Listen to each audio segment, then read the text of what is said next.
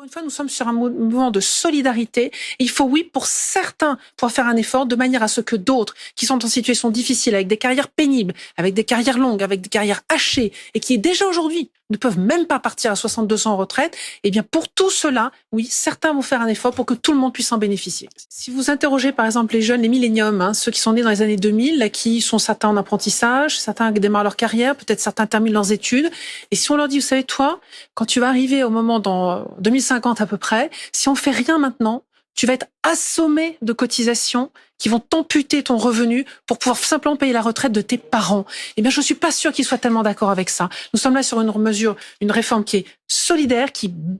préserve ce système de solidarité qui est vraiment une marque de notre système social, et d'autre part qui est très juste puisque ça permet également des avancées, on peut y revenir, notamment sur les petites retraites. Et je pense qu'aujourd'hui, les retraités qui sont aux alentours de 800-900 euros par mois, et il y en a beaucoup, on en a près de 2 millions qui sont en dessous de 1200 euros par mois et qui ont des petites retraites alors qu'ils avaient droit à un taux plein, c'était sur la base d'un taux plein. Quand on va leur dire que toutes ces personnes-là, eh bien oui, vous allez pouvoir avoir un peu plus et vous offrir peut-être ce que vous ne pouvez pas vous offrir aujourd'hui, peut-être un cadeau pour vos petits-enfants à Noël, peut-être un cinéma en plus, eh bien je suis certain que ceux-là ne sont pas du tout enclins à aller dans la rue. Les mesures sociales, d'avancée sociale, pour prendre en compte la pénibilité, vous n'êtes pas d'accord, mais c'est une réalité. C'est une réalité. Pour prendre en compte la pénibilité, pour prendre en compte les carrières longues, pour prendre en compte les périodes d'apprentissage.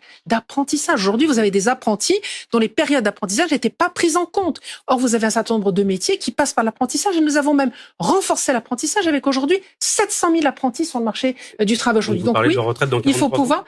il faut pouvoir, moi je veux pouvoir m'assurer qu'en 2050, le système soit encore debout et permette à ces jeunes d'assurer le paiement de la retraite de leurs parents tout en ayant le soin de ne pas amputer leur propre.